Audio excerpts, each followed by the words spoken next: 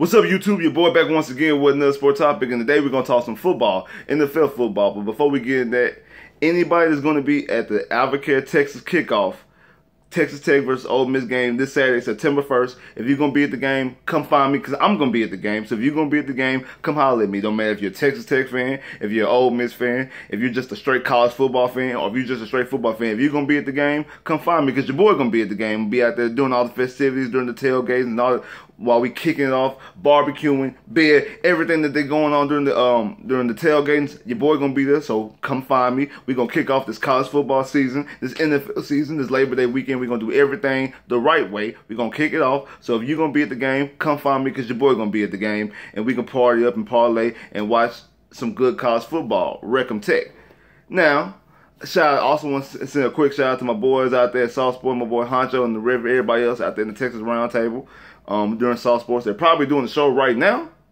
I got the game recording just in case my video overlaps the beginning of the game. I might have to rewind a series or two. Hopefully not, because hopefully my video should be done by the time the game kicks off. And so I'm pretty sure they're out there probably doing the show before the game, doing the pregame show. So shout out to them. You know what I'm saying? They show me so much love on there, and I gotta show them love back. So I'll let y'all, and we gonna do some more videos because this NFL season is approaching.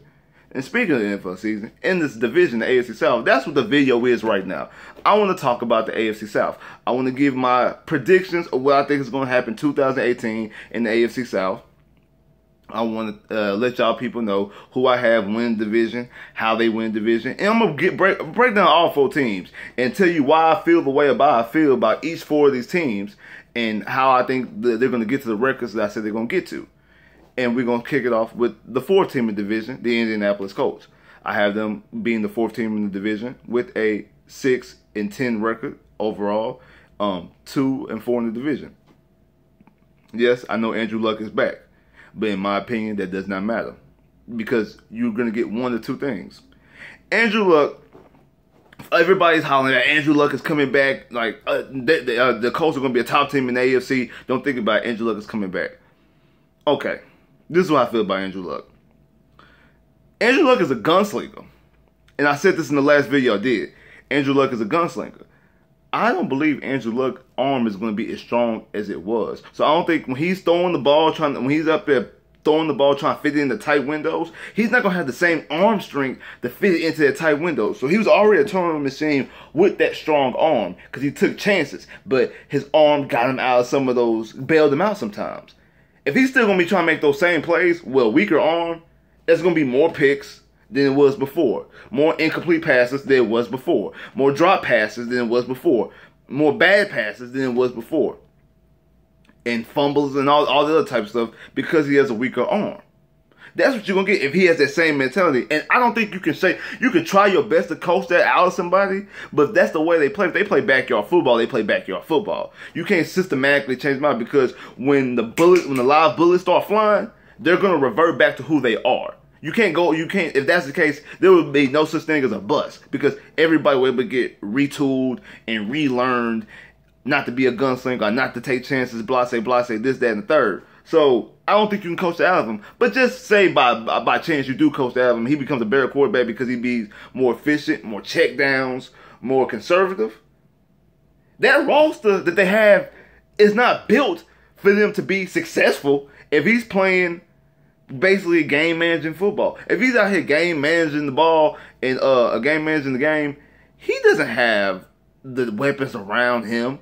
Offensive line, running game, receivers, defensive line, secondary linebackers to back him up to play. He can't just play run like Blake Bortles can run the football and have a good defense, have an elite defense. He don't have that luxury, so he can't play game managing football. He can't be Blake Bortles last year. He can't be Brian Hoyer in 2016. He can't be Mark Sanchez back in 2010 and 2011. He can't do that because he don't have that type of defense. He doesn't have that type of run game. He doesn't have those type of weapons or receivers around him to play that type of conservative football and still be successful. Best case scenario, 7-10. 7-9, 8-8. They can't win more than 8 games with him playing that type of football. They can't. And Also, he dominated the division. The division he played in before is not the division he played in now. One, Houston has a quarterback. Two, the Titans are a very improved team across all around the board, and the Jags have an elite defense and an elite secondary. He's never in his career, out of any game he's ever played, go up against a Boye and a Ramsey playing at the level that they played last year. Also, with the same pass rush with Campbell and all them, he never faced something like that. He didn't face nothing like that as his year. I mean, he faced JJ and them, but no, the Texans never had elite corners like that. They had elite pass rush. They had elite pass rusher, but not an elite corner or secondary. Luck ain't never seen nothing like that. And that's when he had a strong arm and can get himself out of trouble. I don't think he can help. I don't think that's going to help him. But I do believe this division is going to be very competitive because the third team in the division, I have the Jacksonville Jaguars at 9-7 record. 3-3 in the division, actually. I have the 9-7, 3-3 in the division. Barely missing out on the being second division. Still might be able to, depend on how the AFC shakes out, still might be vying for a playoff spot, but I don't have, well, I predict the whole AFC. But I do think once again, I looked at all these team schedules as well and broke down each game. And I have them as 9-7. Like I said, elite defense, a dominant pass rush, and elite corners, the best cornerback tandem in the league. If you're a fan of my channel, you know how I feel about A.J. Bouye. You already know how I feel about A.J. Bouye. And I think that Ramsey is the best corner in the NFL, and you know how I feel about A.J. Bouye. So, I believe that they'll be able to dominate in that regards. But, this is the reason why I don't think they can win more than 9 games and end up being third in the division. The reason why? Because of Blake Bortles. And eventually, like I've been saying this on the sauce plenty of times, eventually the clock going to strike midnight, and Blake Bortles is going to turn back into a pumpkin. Blake Bortles can't have that efficient year. It happened with Mark Sanchez. Well, I spoke about Mark Sanchez earlier. It happened with him. Elite defense. And that defense wasn't even as that elite as this one is. It's going to start running down. And you start not going to make plays. And then you keep on running Leonard Fournette into the dirt. I mean, I know he's only a second-year player, but they put a lot of them. They depended on Leonard Fournette a lot last year. They're going to back off of me. Sometimes rookie running backs, I mean, we've seen it with Todd Gurley. Todd Gurley was a beast his rookie year. He kind of fell off a little bit his second year. Then last year, back to being a beast again. You might have that same kind of feeling with Fournette. And Fournette wasn't the best rookie running back last year. I mean, you had Alvin Kamara, who won Rookie of the Year. You had Akeem Hunt, who led the league in rushing that people keep forgetting. And we don't know what Cook's going to do in Minnesota. So he might not even be the best running back in that class. But he's being played like he is. Which, I mean, I'm not saying he's a dominant running back, and they have a dominant running game. But you might end up running him into dirt, and that might cost you some. And also, that defense was extremely lucky last year with no defensive injuries. Their defense played the whole season. They led the league in turnovers, if I'm not mistaken. And no, eventually when a team is built off a defense, a dominant defense, and don't have an offense, like Seattle had a dominant defense, but they did have Russell Wilson who can make plays and who's an efficient quarterback to help them lead. But normally, when a team has a dominant on defense, they normally take a step back if they don't have an offense to help them win games. So that's the reason why I think I have them. I still got them 9-7 having a winning record. The second team in the division I have is the Tennessee Titans with another 9-7 record, 3-3 in the division, just like Jacksonville. Both of them have 3-3 records. And like I say, the Titans are 9-7, and the reason why I have them above Jacksonville is because they have a better AFC record than I have them having a better AFC record than the Jags. And again, maybe fine for a playoff spot. Don't know how the rest of the AFC shakes out, but to the division part, they're going to be the second team in the division. This team actually has talent all over the board. They have the best offensive line in the division. We're going to see with Derrick Henry. I don't know if Derrick Henry is a Ezekiel Elliott, a Le'Veon Bell, Todd Gurley, like that top echelon superstar running back. He might just be a tier below. But guy's a big dude, and he has an offensive line, and from him he has some hogs, and from, like I said, the best offensive line in the division. So they should be able to run the ball very successfully. They had a good defense last year. Their defense was not the problem. The problem last year was the offense in Mariota. I'm going to speak on that in a minute. But they had a good defense last year, and they added to that by adding on Malcolm Butler. I know some people say Malcolm Butler got burned a lot. This is true. But I'm not going to flip-flop. I really wanted the Texans, because I'm a Texans fan, wanted the Texans to sign Malcolm Butler. If you're a fan of the channel, you know that I wanted Malcolm Butler. I mostly wanted Tremaine Johnson, but if you had to settle for Malcolm Butler, cool. But we had to settle for Aaron Colvin. We're going to speak on that in a minute. But I would have took Butler because I knew that Butler was a better corner than any cornerback that the Texans had. And I still kind of feel the way that Malcolm Butler is a better corner than any Texans have. But you can't beat Malcolm Butler. Like you have DeAndre Hopkins on Butler, Will Fuller on Butler. I do think that Fuller can beat Butler one-on-one speed, and I think that that Hop one-on-one can out-finagle Malcolm Butler. But still not taking nothing away from Malcolm Butler. I think Malcolm Butler, he is an all-pro corner. Super Bowl hero. So I do think he's a good corner. That's it. They have some talent on defense, and I do think that they'll be able to win games. Now, this might be the problem with the Titans. The Titans' problem might be Mike Vrabel. This is the reason why it might be Mike Vrabel, because Mike Vrabel coming from the Patriots and also being the defensive coordinator for the Texans, also linebacker coach for the Texans.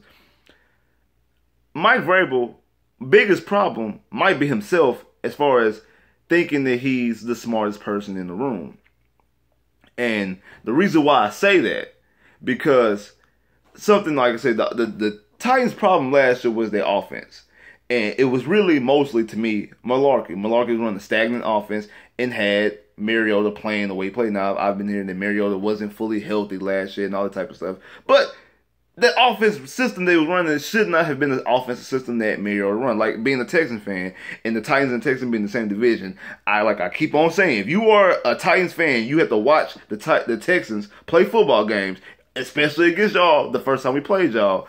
How could you sit up there and watch DeShaun Watson play the way he played? Like, Mariota has those same skills. He's a Heisman Trophy winning quarterback.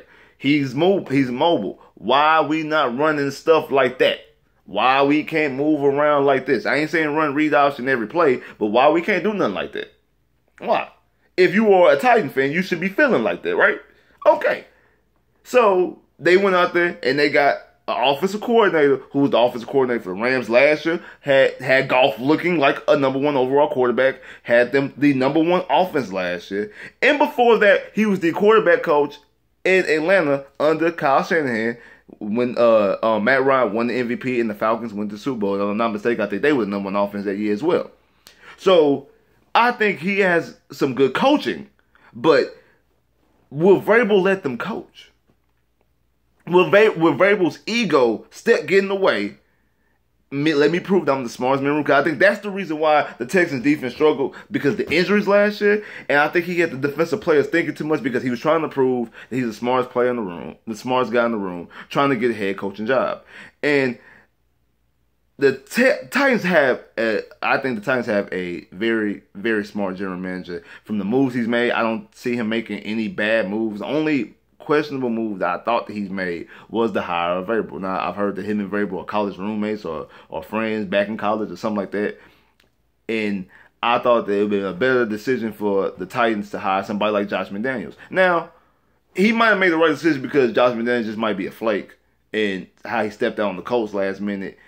So in that regard, he might have made the best decision, but I don't see that your struggles last year were offense, not defense. And you hire a defensive-minded coach. But then you did put in the offensive coordinators and offensive guys to help your offense. So you did put that caveat to offense. But remember, this general manager did not draft Mariota. And if Mariota continues to struggle like he played last year, continue to play the way he played last year and struggle and the offense things look stagnant, will he pull the trigger on a new QB? That would be remain to be seen, because it's not. Remember, Mariota is not his guy. It's not his draft pick. He was drafted before. Mariota was drafted before the guy was hired, so it's not one of his picks. And if he's had multiple years of playing, like people have coined the phrase mediocre Mariota, if he has multiple decisions in multiple years like that, because Mariota does make bad decisions. As far as like the games I've seen him play, and the games he played against the Texans, he's made picks that you look at like, who was he throwing to? I'm glad he threw to us like that, but he threw some picks to us to Kevin Johnson for one, like There was no reason for you to throw the ball, and the only person who was in the area, even close to the area, was a Texan. A Titan went nowhere over there. Why did you throw over there? I'm glad you threw over there, but you made decisions like that. And if he continues to go down that road and make bad decisions, like one that knocks him going into college, one that knocks him going to the NFL was that he had slow starts and finished strong. And that's something I always continue to hear about the Titans, is that the Titans never quit. The Titans are always in games. They always come back to that second half team. You can't continue to do that when you're playing up against Jags with that type of defense and able to run the football. You start off slow and they put up some points and they can run the ball on you. Same thing with the Texans. The Texans don't have a good running game, but if the Texans are in shootouts, if like Watson and Hop going off, will you be able to match them shootout for shootout, especially if you let them get to a 20-point lead, like what happened in Houston last year? It was a 24-point lead, I think, to start off, or 21 lead, a 24-point lead to start the game off. Even though Mariota got hurt in that second half, the Titans weren't coming back in that game because the Texans could have just kept on keeping their foot on the gas and kept on going. So I do believe that the Titans are very talented. They'll end up being 9-7 and be the second team in the division. But will Vrabel hinder them and hurt this team and not make this team as better as it should be? And is Mariota the guy is Mariota really the second round? It's the second overall pick. Is he really that dude? I like Mariota coming out of Oregon. Last year, I had to dial back on Mariota. I'm like, But I do think it was partly system. I do think it was partly malarkey. But I will wait and see the rest of this team, because I think the rest of the team is talented, and how Mariota and Vrabel with this offense coordinator shake out. Now, the team I have winning the division, I've been saying this since the schedule came out. Houston Texans, 12-4, 4-2 in the division. And as I sit back and look at this Texan team, I said this I've been saying this all summer as well. I believe that the Texans are going to have a top 5 linebacking core. I think this linebacking core with Clowney and Merciless and McKinney and Covington, Dylan Cole and Zach Cunningham, this is going to be a top 5 linebacking core. I believe that this defense, I'm not saying this defense is going to be number 1 in rushing, because they do play Lynn Fournette twice. They do play Derrick Henry twice with the offensive line. They do play Zeke. They play Jay Ajayi with the offensive line in Philadelphia. They do play some running backs with nice offensive lines. So I'm not saying they're going to be number 1 in run defense, but they're going to be a top run defense. They're going to be a top 10 run defense. They're going to be a top 10 defense, period. But I do think they're going to be around the top 5 run defense. I wouldn't be surprised if they were like 6 or 7 in run defense. And I would not be shocked at all if they're number 1 in run defense, because I think they're going to have a top 5 linebacker core, and I think they're going to have a top 5 front 7 as well. I'm starting to think, I know I've been saying this also. JJ, if you expect JJ to get 20 sacks, it's not going to be 20 sacks JJ. It's not going to be him. But I do think he's playing to his old self as far as moving around. But they're not going to let him freelance. They're going to have him play fundamentally sound defense. But he has that mentality, and it's just a look he has that he's like he's going to be that dog.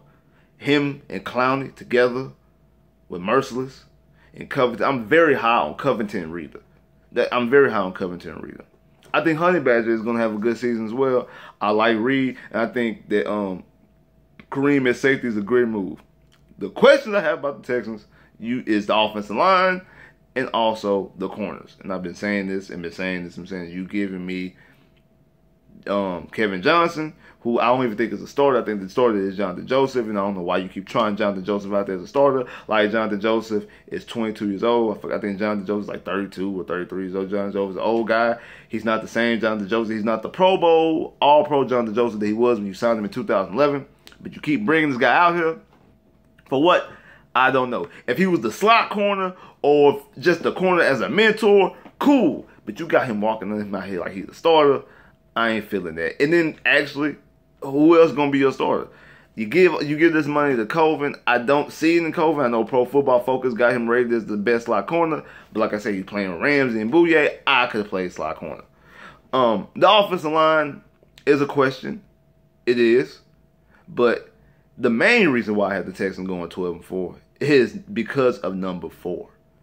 And it's just something about this dude. It's just something about this dude that you can't count him out. I mean, I'm not talking about the 19 touchdowns and 19 touchdowns, 8 interceptions in 6-game span. Either way, he had to have Will Fuller looking like the truth, and we already know we got Hopkins, #1 receiver in the league, best hands in the league. Tell that. Yeah, tell that. Hopkins, best receiver in the league. Yeah, I said it. Yeah. Come fight me. Like what you gotta say. Come fight me. Yes. Best receiver in the league. But this dude here, you can never count this dude Watson out. And I think like I said, him and Hop gonna have a big year. If they both healthy, Hop gonna lead the league in something. Yards, touchdowns, receptions, something he gonna lead the league in, unless Will Fuller steps up and is that dude as well, which possibly could happen. It really could happen. I think that they hiding Kiki because Kiki ain't played now preseason game. He might play preseason game 4. We gonna see. I don't know because it's before that. But I think they hiding him because I think that they're gonna come out there and show him as a weapon. I think he's gonna be out there running kick returns, punt returns, receiver reverses. He's been running receiver reverses at practice, all type of special, crazy little not trick plays, but special plays designed for him. I think Kiki gonna come out there like gangbusters, and people are not gonna be ready for Kiki. I know I said this the other day, and people were like, "Nah, I don't really think that will happen because I don't think that Bill O'Brien is that intelligent to do that." But I think I gotta give Bill O'Brien a little bit more offensive credit than that.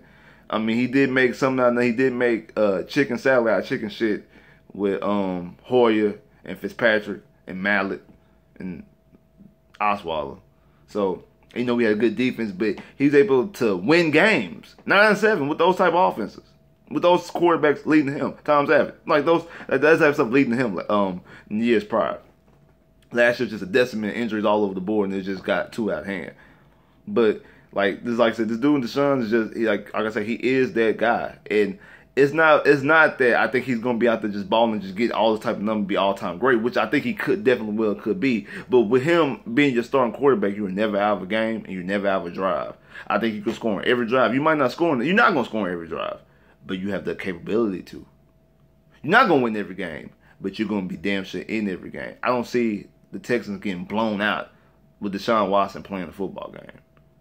I think like a worse Deshaun Watson loss would be like a 2-touchdown loss. Other than that, I think they're going to win or be in every game under 2 touchdowns. So, like, share, subscribe if you haven't. Comment below if you haven't. Click that bell to get more videos. I'll probably do another video before the season start to break down every game for each team and division. I haven't made up my mind yet. But like I say, Texas, Albuquerque kickoff. Texas Tech versus Ole Miss. If you're going to be at the game, come find me. Come holler at me. I'm going to be at the game. Recom Tech, holler at your boy.